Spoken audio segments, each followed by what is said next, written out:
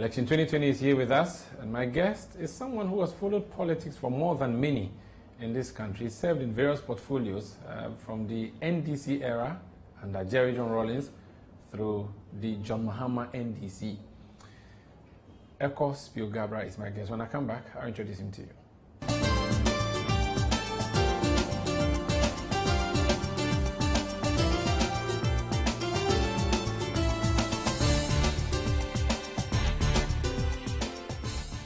I don't know how to introduce you. Should I say former Minister for Communication, former Minister for Trade, or I should say someone who is doing private business, or former NDC presidential planner? Your titles are too many. Say Ekow Spio-Garbrah, that's fine. Ekow Spio-Garbrah, you're welcome to Face to Face. If you don't mind, I can take off this face mask to allow your viewers and audience to hear me better. That's good. That's good. Thank you. How have you been coping with COVID-19 though yourself? Well, these protections, following the rules and listening to the international community as well. I tend to be very interested in what is happening globally. So when you hear of prime ministers of Great Britain and presidents of the United States and their families catching COVID, then you say, hey, this is not a disease for the rich, for the poor, for the wealthy, for the mighty. You need to take protections. That's true. You are a global man. What do you make of what's happening with Donald Trump and Joe Biden? I'm sure you've been following that as well. It's a crying shame that a whole president should lose an election, as Donald Trump has lost the election.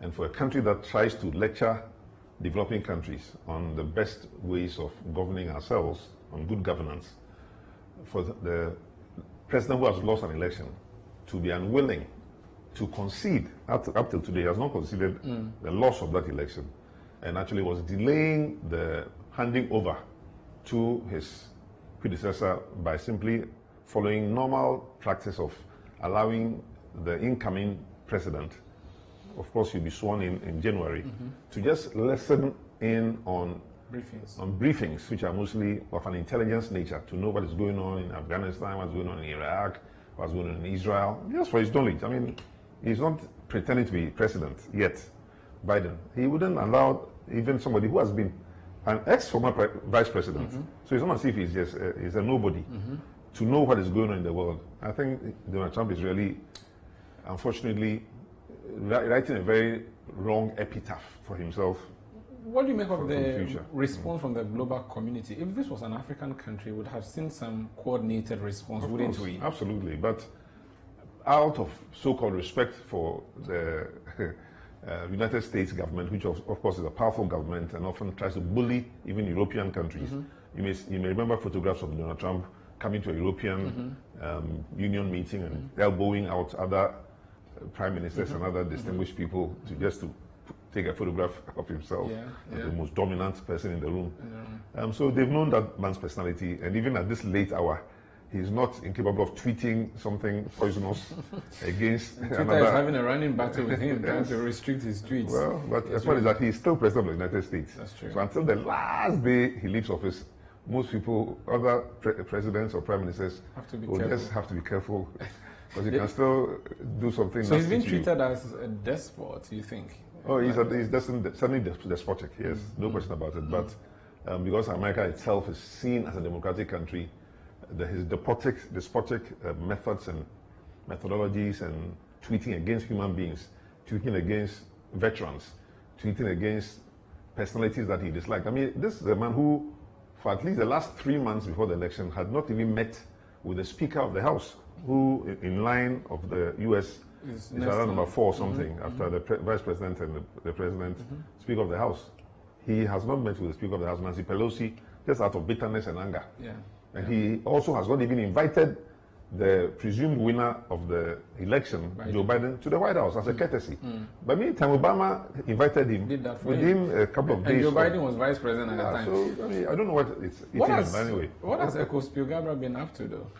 Oh, running a number of little organizations and companies. Africa Business Communication is a 20-year-old company that I created in 20 years? Yeah. You started in 2000? No, I started it in 1995, actually, 25 years ago. When you were Minister for Communication? Not when I was actually at, I created the company when I was ambassador to the United States as something that one day I would spend some time on, because I didn't know what that would be my record in in life or as an ambassador. But by virtue of other appointments that I had subsequently to that, I never really had a chance to devote my time and energies to it. But now that I've properly, as it were, left public office for the time being, and I have a lot of time on my hands, I'm spending most of it on two organizations. The first is Africa Business Communication, if your guests can see this. But I'm just saying I created it 25 years ago, and but it's now ready to run. And we see lots of opportunities on the African continent from mostly an international point of view, but also from basically strategic communications point of view, things that most other companies may not have the skill sets or the equipment or the mindset to deal with, things that go beyond our borders in some cases, sometimes things that are within our borders. So things like government relations, how to, if you're a foreign company in Ghana and you have challenges of all kinds with government institutions, how to go about, strategizing to work more harmoniously with them. If the government of Ghana itself wants to expand its visibility and its relationships beyond having a diplomatic mission, because it's one thing to have a diplomatic mission and a representative, and then for that mission to be very proactive. I mean, if we have time, and I went into what I did, for example, in the United States, since we just talked about the United States of America as an ambassador, it really would defy most people's thinking, because most ambassadors wouldn't have done what I did, for example, when Rawlings was, well, first of all, to get your president invited within 2 months of your becoming an ambassador, to get an invitation to the White House was, I would imagine, something most people in the foreign ministry would not have. The minister at the time himself was very surprised. Rawlings himself was very surprised that I just sent you to Washington in June, and by August you have an invitation for me to visit the White House. Too fast and he was not ready for it. So he spoke down to me. Tell them something. Yeah, find an excuse for me, You spoke Ghana with Rawlings. Oh yeah, he preferred speaking Ghana, not only with me, but other people. Once he knew I could speak Ghana. I mean, that was the choice local language that we would speak between English and Ghana. We'll come and talk about Rawlings because it's a whole subject, and of course someone you have worked with. But so this thing you do, you mentor people, young people. No, there's a different company. That's a given organization. That's Africa Business Center for Developing Education. ABCDE. That is the mentorship organization that offers internship to students and arranges for them and helps with scholarships and so forth, and just getting the next generation better prepared for the world of work. Because one of the things we are going to talk about, I'm sure, with employment generation and so forth, but the challenge facing most young people, beyond just getting a good education or any education at all, is how to find work and how to find good paying work.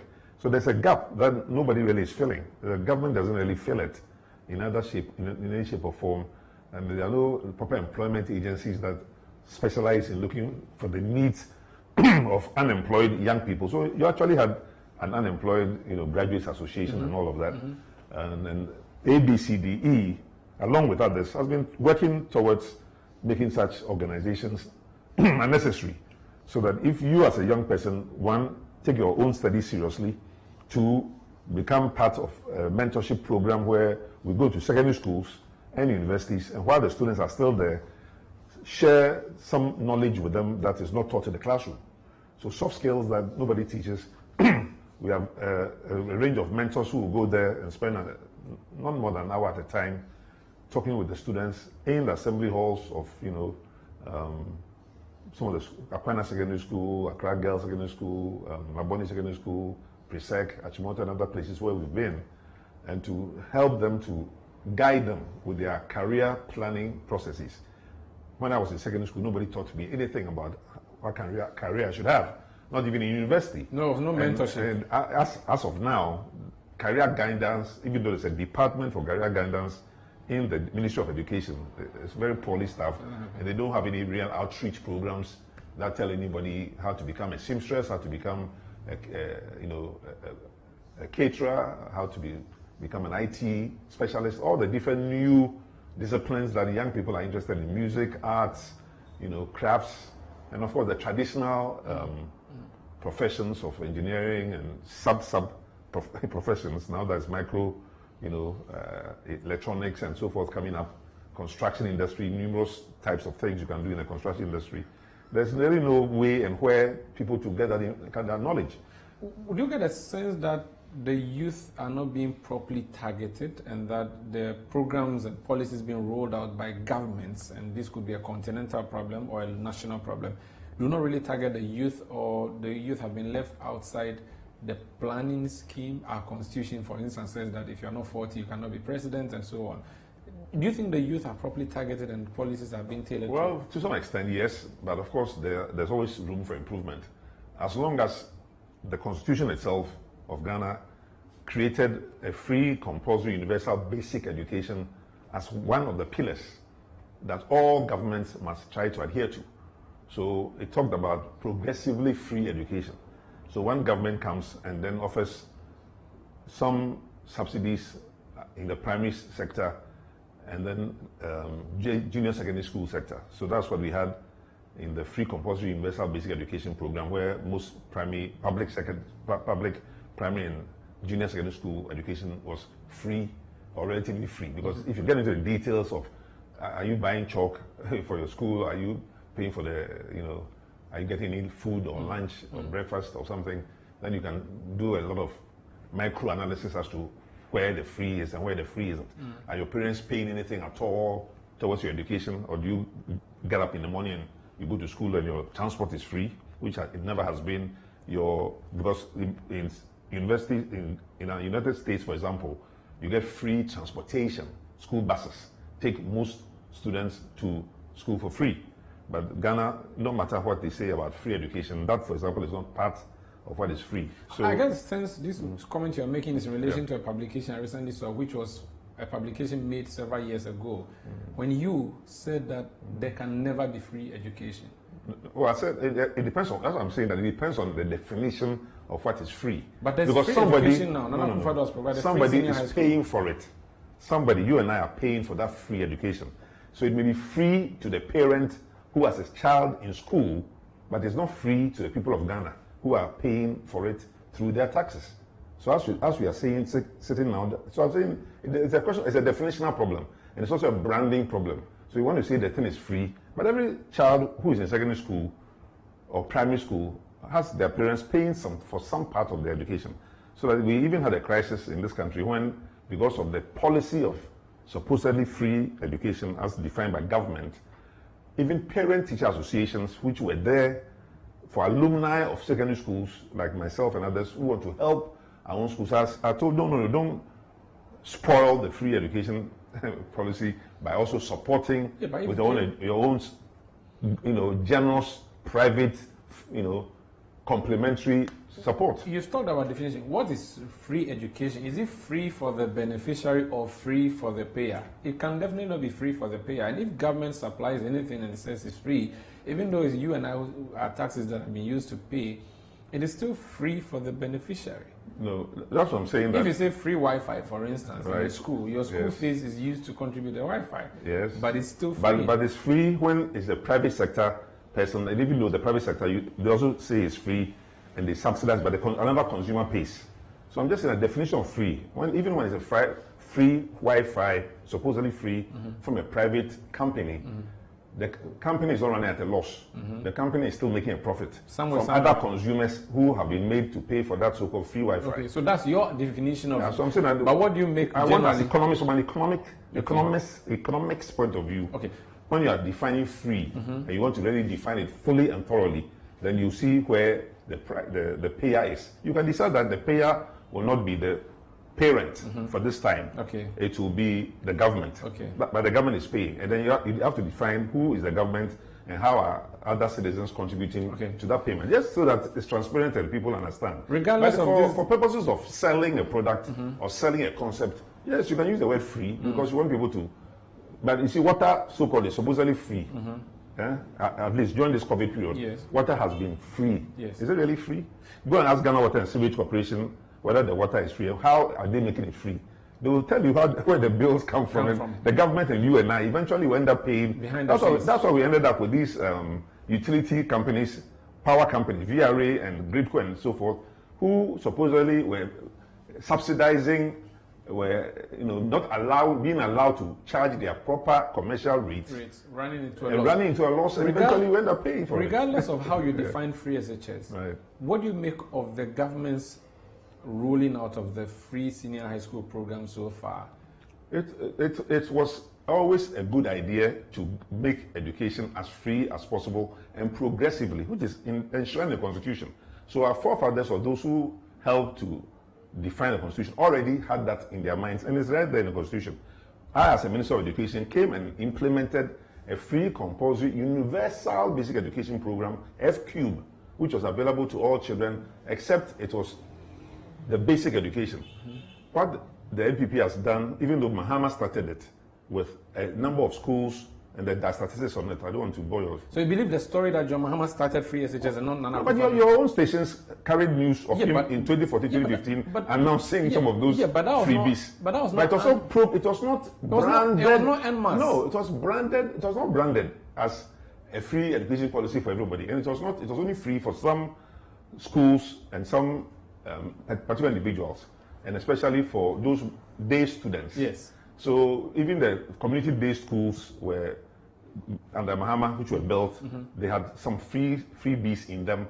But for many, under almost all governments, there were always some fees to be paid. Even laundry, chalk, little amounts of money that parents always have to contribute. But this government will say to you that free senior high school is really free, and what your government or Mahama's government was doing is not free. So because one, all you need now is to carry your chop box and trunk. Yeah, but that chop box itself, who will supplies it?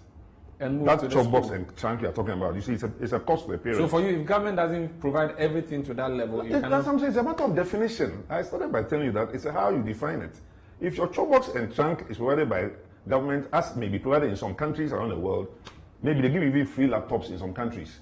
Japan and Korea, you start as a child, 2-3 years old, they already start giving you some free electronic products. Are you not saying this because as a party, are you not saying this because as a party you think that you've been... It's not a party matter. I'm speaking to you, I'm sorry to say this, as somebody who has worked in international organizations such as the World Bank and IFC and African Development Bank, where we take such matters a little differently. But you're a member of from a political point of view, yes, it may sound as if I'm either defending or accusing somebody of something. No, but I'm saying that as Ghanaians, now that I'm 67, as Ghanaians, we should just learn when any party tells us something is free, what exactly is it free and what exactly is not free. And let the governments also be a little bit more transparent. That's why I use water, for example. That's not a free SH matter. As if one is giving so-called free water, will it be free for how long? And when you start paying for that water later, how do the rates escalate to potentially recover from the losses that have been incurred in the past? But is it necessary to be having this debate over who even introduced free SHS? It wouldn't be necessary if political parties did not make it their mantra. We introduce free SHS, you didn't introduce it. Then the other party also say, then we have to defend ourselves by saying it wasn't really free, or it was free. Even though people like you were quoted at the time, and now you explain the context as saying that free SHS was never possible, and there was nothing like free SHS.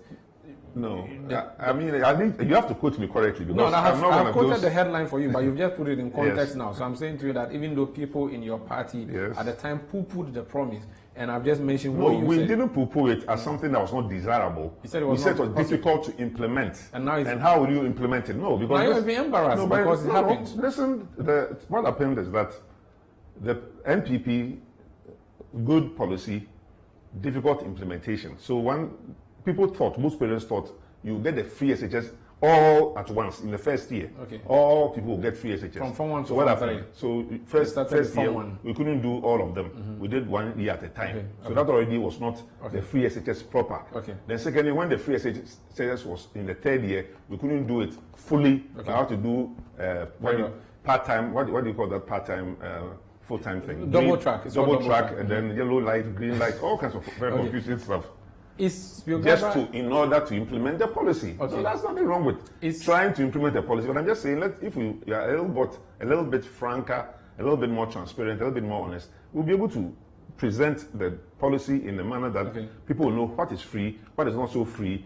The chop, you pay for the chop, you bring your own sardines, your own chop box, etc., etc. Very well. It is subsidized. Subsidized. Let's move on. Question. Is Spio-Garbrah on the John Mahama campaign team? Absolutely, sure. You actively playing a role? I'm chairman of the communications, the business development committee of the party. Okay, so I'm co-chairman of the communications committee. So do you do a tour of the country? I've done some aspects of the tour. I mean, people, first of all, the party decided that they don't want all kinds of people following the flag bearer and, creating all kinds of costs. So it's a very decentralized, regional and constituency-based campaign. Okay. All occupants go to your constituency, go to your polling station. The election is won at polling stations. It's won by where you vote. So if you don't vote in a place and you're all over the Sunyani and all kind of Brongafo, it's nice people see you there. Will you affect the elections in that place? So stay and try and play a role where you can be most effective in your own small community. For an NDC person watching us now and remembering that they don't see you on John Mahama's platform going with him to campaign. That's one of the reasons. And that person is thinking that it's because Spio-Garbrah. It's not just Spio-Garbrah. It's almost all other so-called leadership. So let me put it to you. Except the general secretary and the chairman who, from time to time, depend on the campaign. For those who think that you're not doing this because you contested or you wanted to be president, what would you say to them? I mean, it's because they don't know what is going on. Okay. I mean, why? John Mahama is my friend. I can go to his house. We can meet in all kinds of places. So I'm actively in the campaign, but obviously You're 67 now. Have you abandoned the presidential bid? That is for another day. That's another conversation. This is Face to Face on City TV. My guest is Ekow Spio-Garbrah. When we come back, the industrialization agenda. How has the NPP fared, and what is the legacy the NDC left behind? He was Minister for Trade. Alan Chemantin is the Minister for Trade now. What does he make of the successes or otherwise of his successor?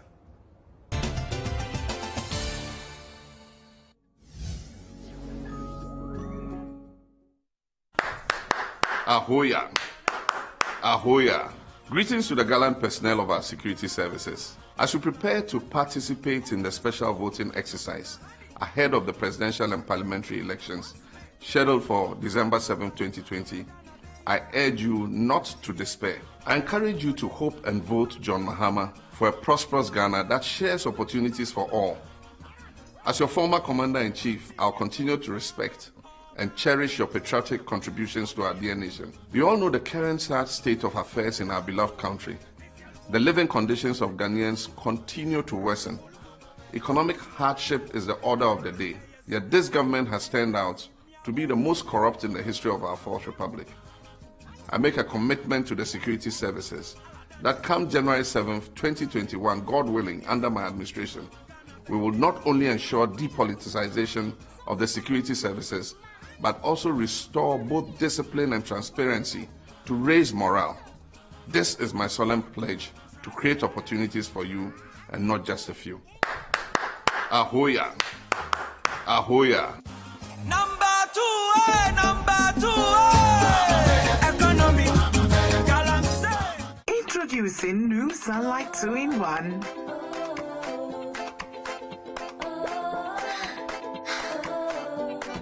It gives you burst, after burst, after burst of long-lasting freshness. New Sunlight 2-in-1 for burst after burst of long-lasting freshness. For the last 4 years, we have all been sleeping better at night because we know that no matter what challenges tomorrow brings, there is someone who we can trust with the education of our children.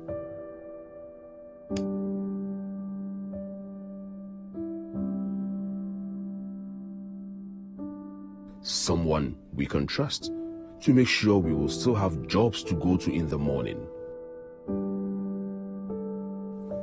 Because we know that no matter what challenges tomorrow brings, there is someone in charge who we can trust. Someone we can trust to protect us from COVID-19 and bring us to safety. One person who stays up to make sure we all can sleep tight.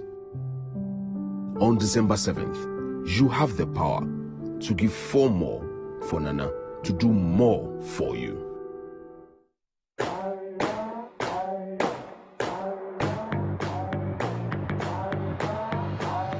Africanacity is using plastic waste to provide affordable homes.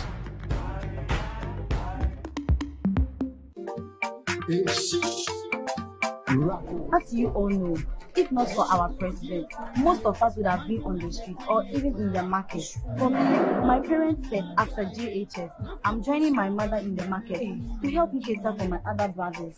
As for me, my parents never believed in this free SHS policy. They thought it was never going to happen until they started enjoying it. You know what? I think I'm the luckiest among all students. I come from a very remote village that does not even exist on the map.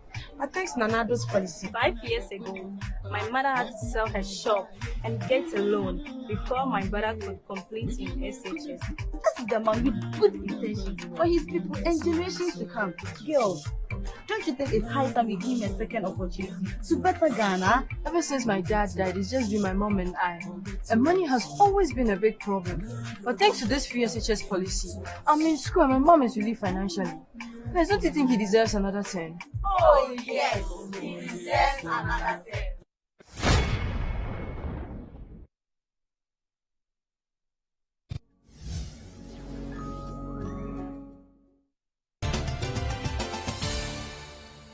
You're welcome back to Face to Face on the City TV. My name is Umaru Sanda Amadu. My guest is Ekow Spio-Garbrah. He served as Minister for Trade. You served for 4 years, right? No, I wish I had. I only served for 2. Oh, only 2 years. Okay.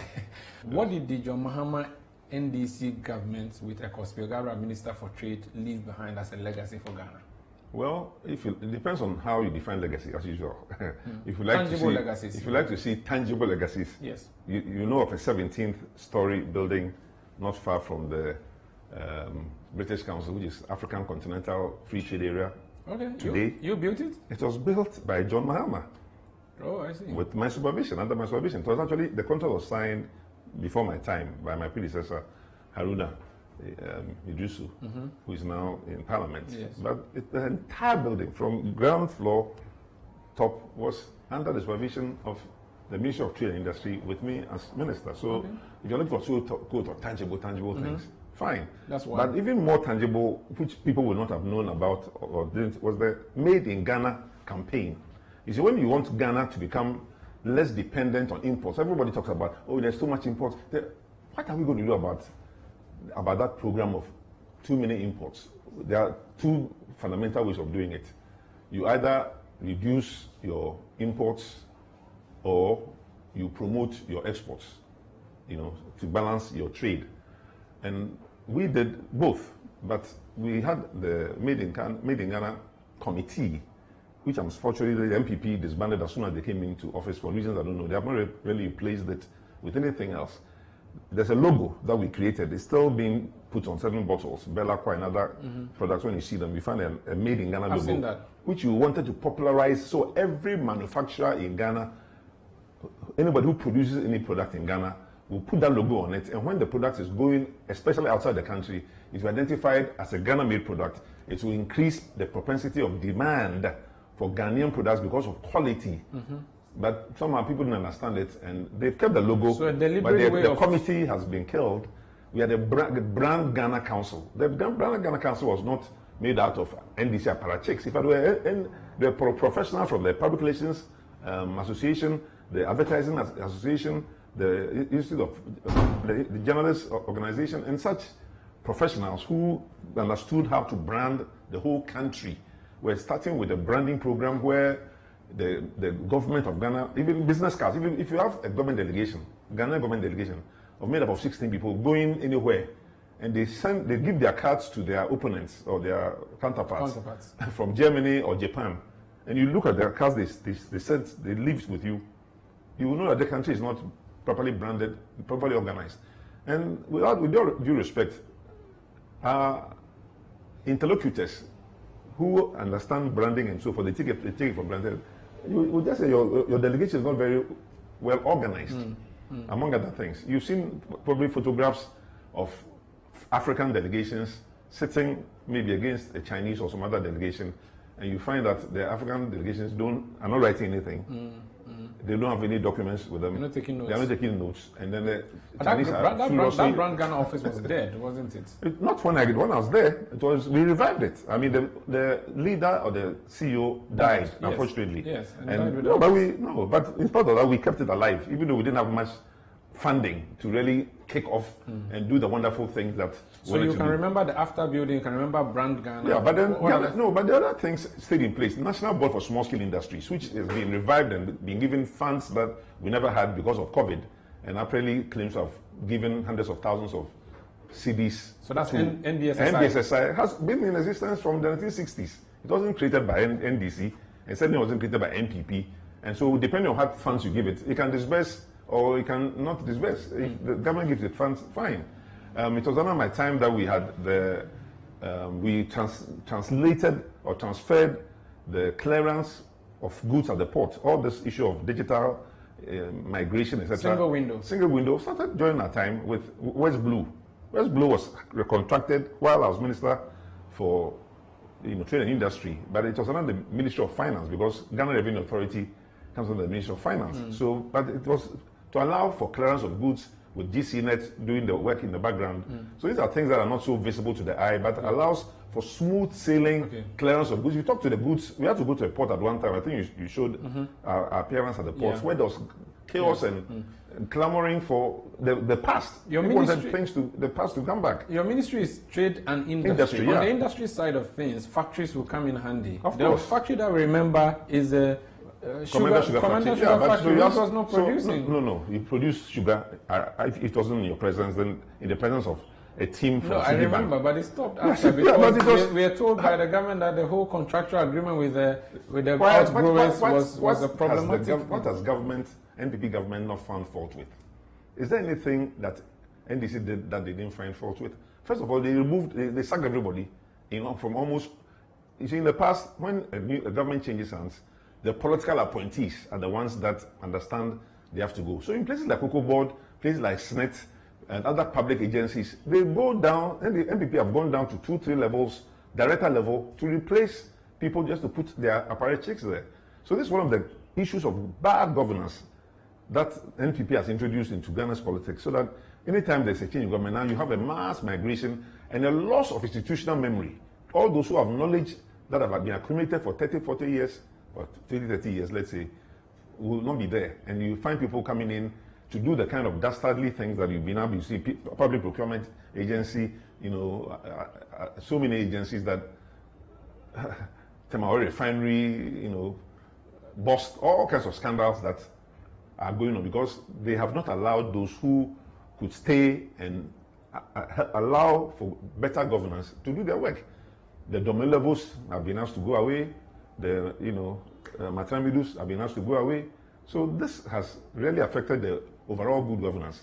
But to come back to Ministry of Trade and Industry, there are a number of agencies under the Ministry of Trade and Industry, under all governments. The Ghana Trade Fair Authority was there. They did their normal work of promoting various trade shows. Ghana Export Promotion Agency was there. It was doing promotion of Ghana's exports globally, internationally, and it is actually now housed in the export. It's now in the export house, as we call it, which is the structure that 17-story building I was telling you about that was put up under Muhammad, that the African Continental Free Trade Area has now been housed in. So the ministry and the government was so foresighted that we could even foresee the need for a place for the African Continental Free Trade Area. So some of these things you mentioned, some are tangible, some are intangible. But how do they match against physical, tangible factories that the Akufo-Addo government promised and is delivering? They've promised warehouses in each district, they promised factories in each district, and they're delivering these. And these are tangible physicals that people can see. How do you really match the Ghana Commodity Exchange? They have the Ekumfi factory that they Ghana Commodity Exchange was established under us, and they also took it and are doing what they can with it. The difference is in branding, and I've said that on so many platforms. NDC did not brand most of what we're doing in a way that NPP has branded their one this, one that, one this, one that, one this, one that. For a party that introduced the brand Ghana office or revamped the brand Ghana office, you should have been doing, you should have done a proper branding, and you have people, communicators like yourself. But I told you that the brand Ghana office was established. We're doing branding, and we started with the logo. You see, if you're a marketer, the first thing is, what is the logo of your organization? before you can even start marketing the products. Right. So we started with the logo. The logo was accepted. It took a long time to have it accepted. It took legislation even to put it in place, and then to market it to the business community to know that this is what we can do. Upon hindsight, you think there was a failure in your I was government? there for 2 years, remember? Yeah, I mean, upon hindsight, you think that your government perhaps failed in telling people what you were doing? Oh, yes. Because there's a I've said that even in comparing our 1996, not 2000 election, 1996 election situation to NPPs. I've admitted that on many platforms that NDC didn't do as well a job of branding. But sometimes branding can also be misbranding.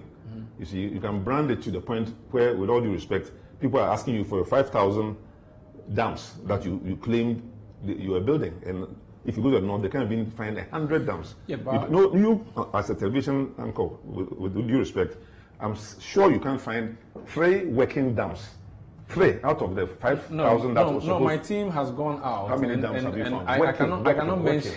The dams that was, but all the chiefs came out. When your TV crew goes out, the chiefs also come out and point out angrily what has been left by a contractor and so forth. Yeah, and but then three go away. is too. But have you heard even MPP boasting about the names of the 3 dams or 5 dams that anybody knows about? They have said that they had some that were mechanized, some at various levels. So I'm trying to point out the dangers of branding and therefore misbranding. But you see, one district, one factory. Now you have over 200 districts, and yet you don't have more than 50 factories. So you are struggling. But at least for the industrialization, that's a huge leap. But these are companies that existed already. I mean, these are Sunda and Chinese companies, Indian companies. You just take your brand and go and put on them. The man owns his own factory.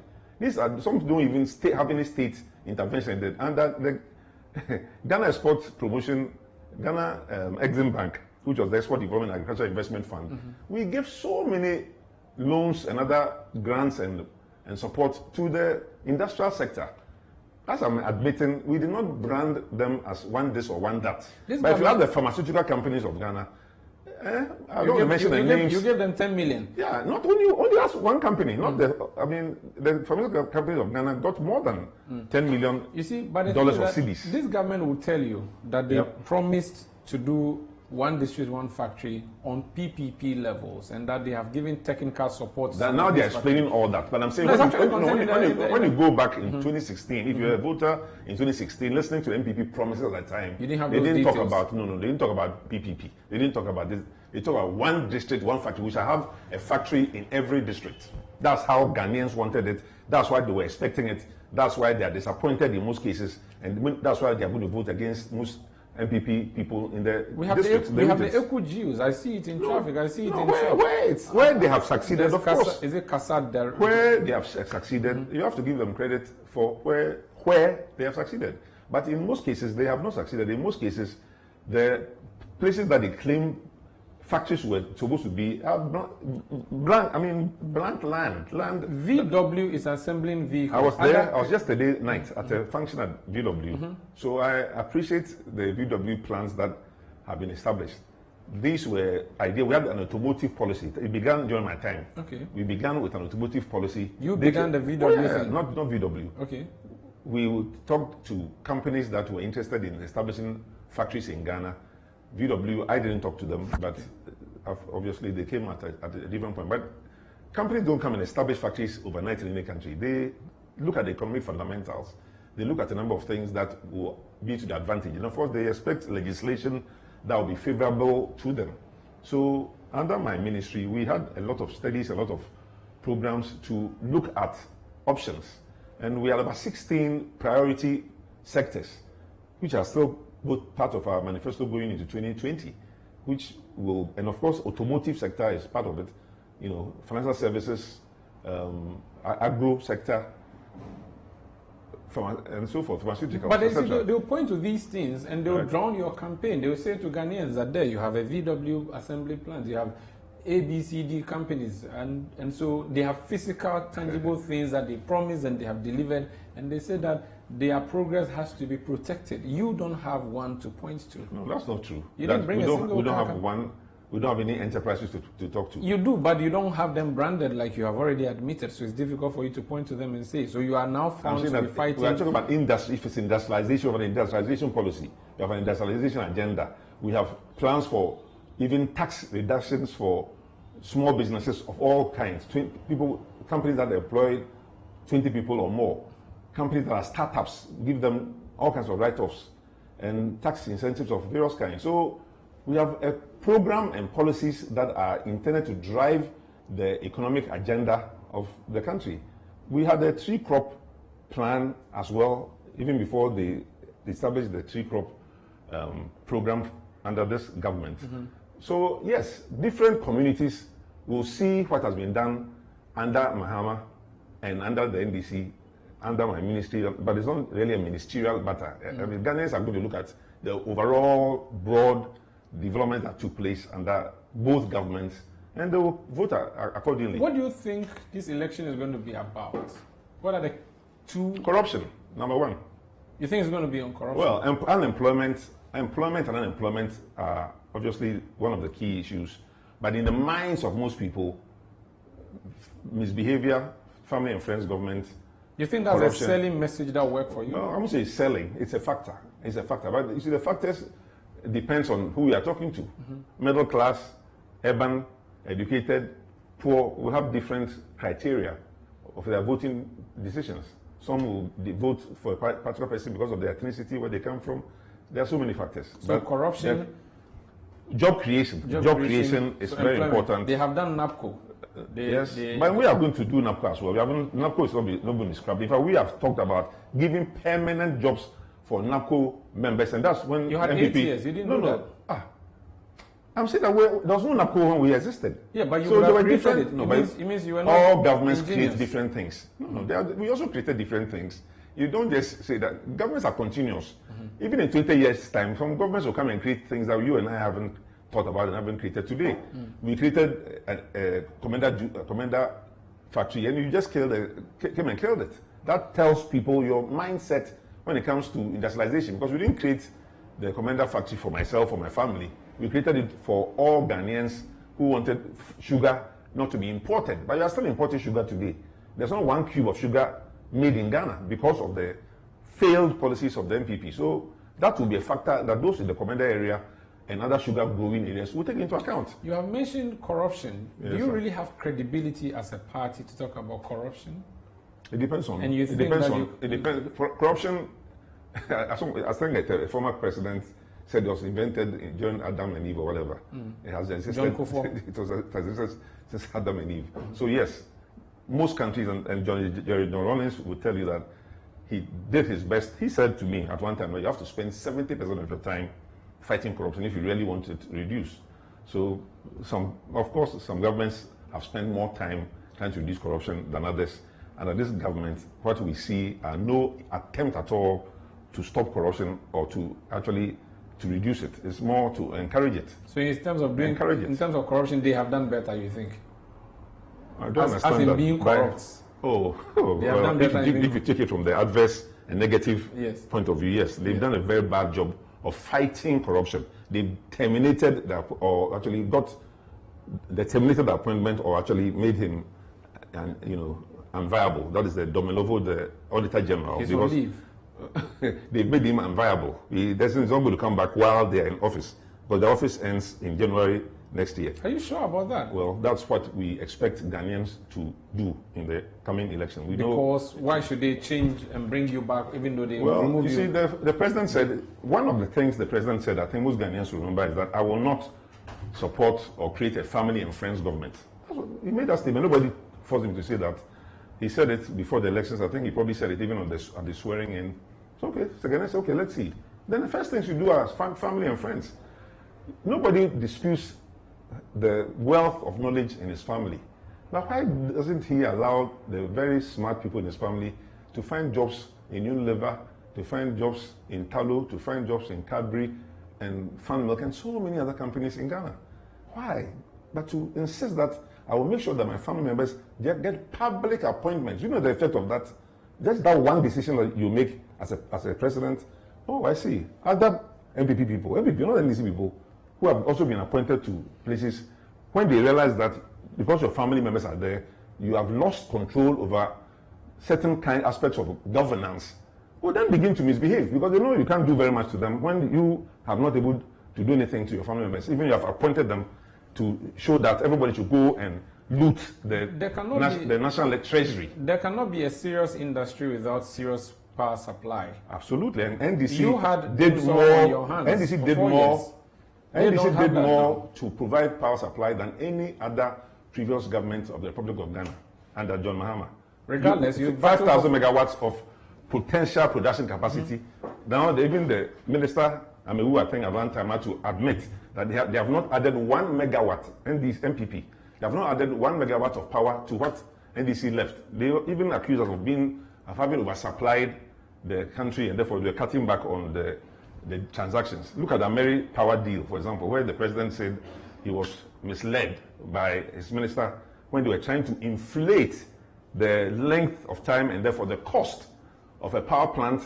What was that all about? NDC left a power plant. If you want to add more power plants or do something else in another sector, fine. But to come and re-engineer the power plant and to make it more expensive to the point where the minister has to resign, and then you don't investigate that problem. The Ameri bill just went out of the skies. Nobody investigated it, even though a minister resigned. Rawlings, to his credit, 6 ministers of Rawlings had to leave his office in 1996.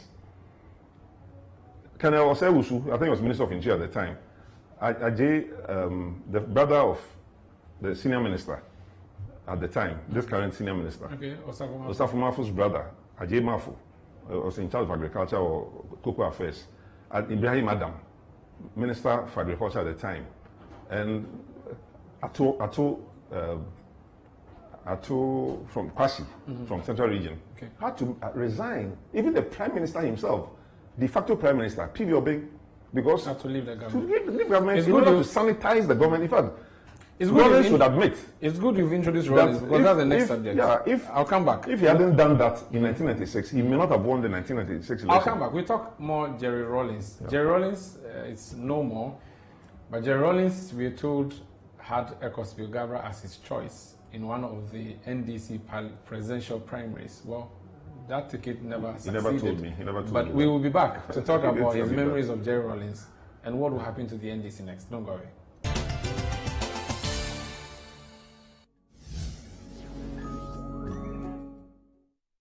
Hey, Amma. Ajua. Yes? The Malcolm Black Friday deals are getting hotter and the flame is catching up everywhere. Yes, it's true. And everyone is talking about it. My Abna, are we meeting? Meeting? When all my friends and their guys are going for the hotter Malcolm Black Friday deals? Oh, okay, Abna. What I actually meant was for us to go to Malcolm for the hotter Black Friday deals. The flaming hot deals at Malcolm has caught up with everyone, so don't be left out. It is simply unbeatable. Oh yeah. Visit any Malcolm shop nationwide and get your hotter Black Friday deals before it is over. Hurry. But remember, terms and conditions apply. Malcolm. Ghana for say agro no be dey fia no pa. Agro no aso. Na aso yi ye beto aba December.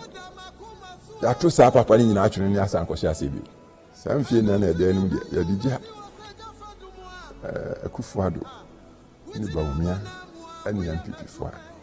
Se no mo se ya ase kuaye otumpon, enwoma so ya tumpon, hospital otumpon, akwan aden ni nyina asori. Sikasam no so investors ni ade ba mre bia Ghana for bedi tumi ni be hensem manu puncho se sikasam obonse manu sorry se free SHO so se nsu papa ye no be hwesrem bia se kuayo hospital healthcare housing akwan papa omo ye nyina na bia ni nyina dia yanko sesa ya nyi tumi ni mfiri ho nyansa mfa nkɔ hen fa bio nti nyama stress Ghana for omo ye nyina na na do achi nsa ma kwan boda baso se kwan wazi so no onko so ye de mase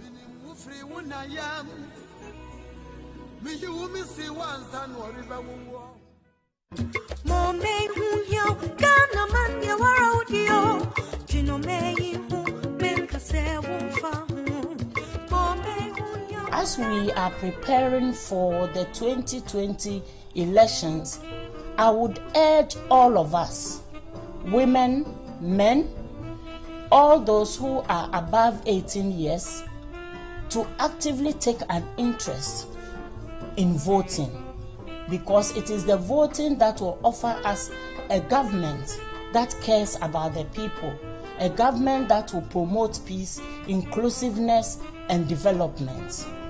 And so my wish for us as Ghanaians is that the 2020 elections, which has been preceded by a voter registration exercise which has largely been successful, take advantage of that exercise to present ourselves to vote for a peaceful country that is focused on inclusiveness and development. And as we do this, we must remember that we are in the coronavirus pandemic period, and whatever we do, we must do it by carrying out the protocols of COVID-19.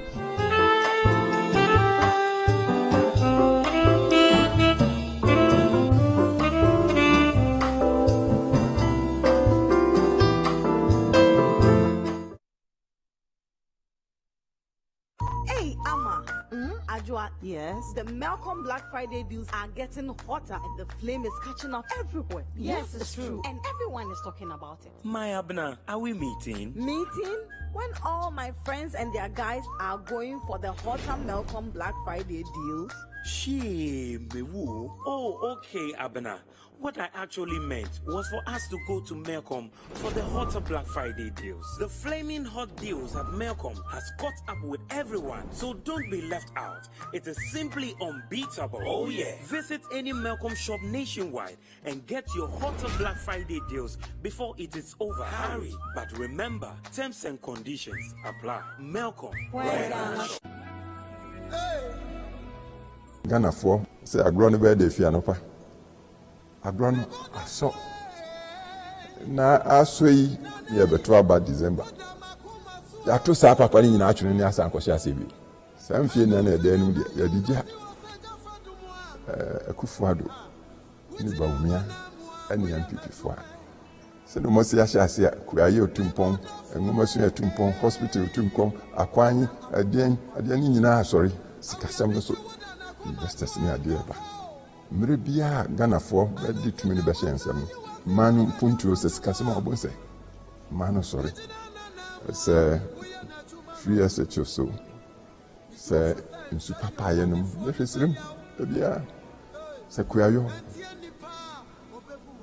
hospital healthcare housing akwan papa Omo ye nyina na bia ni nyina dia ye nko sesa dia nyi tumi ni mfiri ho ye nsa mfa nko hen fa bio ti na masra se Ghana for omo ye nyina na na do achi nsa ma na kwa ye bona baso se kwa wazi so no onko so ye do mase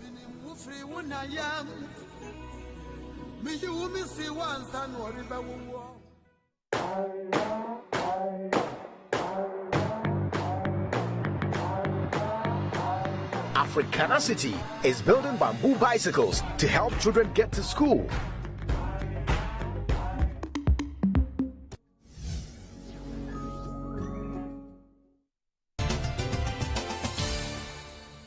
You're welcome back to Face on City TV. I am Umaru Sanda Amadu. My guest is Ekow Spio-Garbrah, former Minister for Trade. He has served in so many portfolios, I can't recount all of them. You worked for Jerry John Rawlings in the mid-90s. How did he find you, and what was the first thing he said to you that came and work for me? How did he say it? Well, John Rawlings, President Rawlings, I happened to have been in the same secondary school, so we knew of each other there. We're not really friends. He was 2 years ahead of me, so our paths never really crossed. But I think one thing that I shared with him was our attitude towards authority or tyranny. I had a housemaster there who was very, very despotic and tyrannical.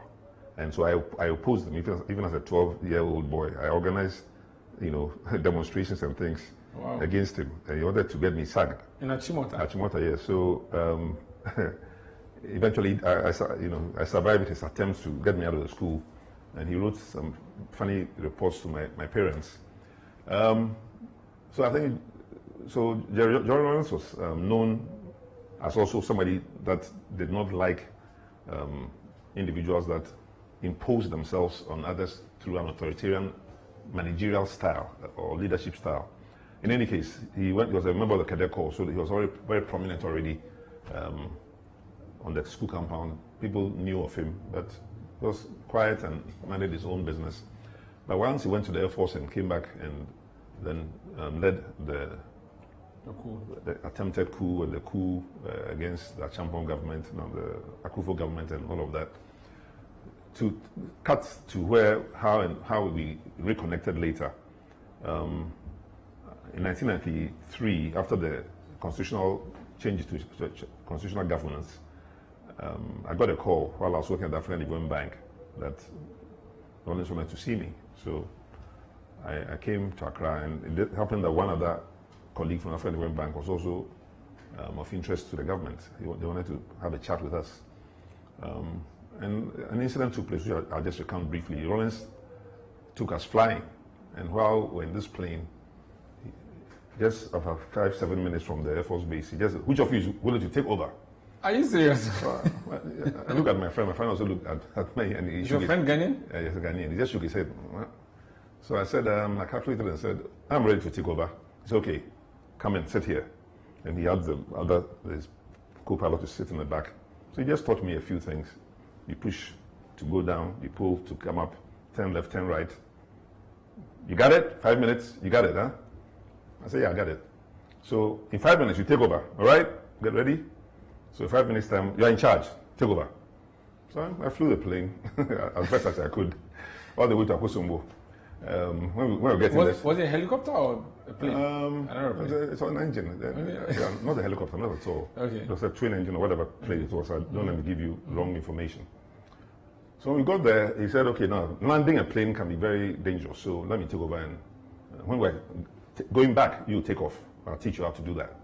So he landed the plane, and then we had some refreshments in one of the chalets there. Then we came back to the plane. It's okay, get ready to take off now. I'll be taxiing. He controlled the taxiing of the plane, the speed. But when I say pull, then you have to pull and lift off and so forth. And I accomplished that very nicely. Wow. And I think that, beyond my certificates, was what made him decide that you are fit to serve in my government. He trusted you? He went through a certain process known to himself to determine that I was willing to take a risk with him, even which my colleague didn't seem to want to. And that when he also trusted me with his life, sitting as a passenger, I would not. Do you want to tell us who this colleague of yours was? No, it's not a fair thing to say. Okay, I see. Yeah, so that's how I got into the government. But I didn't go into the government at that time. He nominated me to be a minister, but then, some colleagues of mine who thought I didn't have the voters' ID card at the time, they have since told me who they were, chose that to determine that I should not be in the cabinet. So he withdrew my nomination. I went back to Abidjan, African Development Bank, and was doing my work. When the next year, he called again and said, well, he had somebody call and say, this time he has to appoint ambassadors. So he made a very unusual proposal to me that I have respected to this day. He said, United Kingdom and United States, which would you prefer to serve in? I don't know how many people have had the honor and privilege at the age of 40 years old to be asked which of these two most prominent countries in the world for Ghana's relationships they could serve. So I chose the United States only because I've lived there and studied there, and I just was more comfortable with that country. And I'm pleased to report that based on that selection, when I became ambassador to the United States, and I managed to get him the invitation very quickly. He didn't accept the first time, and in March of 1995, he then came for a one-day visit. The Clinton and the whole delegation, very nicely treated. He liked it very much, and of course, I'm happy to do President Lawrence's wife, Her Excellency, also was with him there, and they both enjoyed their visit. So she came later on another visit to familiarize herself with some other states of the United States. And when Lawrence was then coming in 1995 October to address the United Nations for the first time, he had never addressed the United Nations before. In 13 years in governance, he was so committed to Ghana's development that he didn't really spend much time overseas. He was not gallivanting as some people seem to be doing, watching football matches and whatever things they do when they go on these trips. He was focused on the national development. He agreed to do a number of states visits. So he visited, it's a long story. I got the foreign ministry against their wishes to agree to me to undertake a program that involved Rawlings visiting 8 cities in 10 days. And I called them, 8, anyway, all of this. What does Rawlings' death mean to you and to your party? And, Well, it's a shame to have to lose him at all, at any point in time. I mean, it's almost unthinkable. I mean, he's not been buried yet, and so we can't even assume that he's dead, really. But assuming he's dead, then his loss is a great loss, not to Ghana, not only to Ghana, not to our party. He was a man bigger than our party, bigger than Ghana, and even bigger than some parts of Africa. He was more popular in many countries in Africa than in Ghana.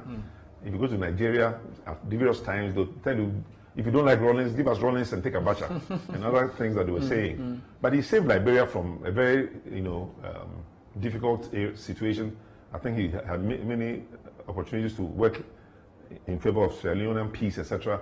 So he was beyond a coup maker, which he started his life. He ended up both as a Democrat and as a governance, a person who was a good leader. He surrounded himself with the best and the brightest that he could find. And he gave Ghana the best governance possible. The NDC party says Akufo-Addo's government and the state is trying to take their founder away from them in terms of celebrating. What's your view? I don't think that discussion or argument really makes sense. The man is dead. He's passed away. I hope he passed away peacefully. I think our collective responsibility to give him the most honorable and the most befitting burial that Ghana can organize. We did a good one for Professor Atta Mills of blessed memory. And I think no matter what the outcome of this election is, President Rawlings will be sent off in a very grand and honorable way. And that is what I think we should pray for. Ekow Spio-Garbrah, thank you for speaking to us on Face to Face. Thank you. So that's former Minister for Trade, former ambassador to the United States, a very close person who worked with Jerry John Rawlings. Unfortunately, I couldn't get to ask him about the choice, but he has said that Rawlings did not tell him that he wanted him as flag bearer. That's how we end Face to Face today. My name is Umaru Sanda Amadu. Thank you. Keep watching City TV. It's your world.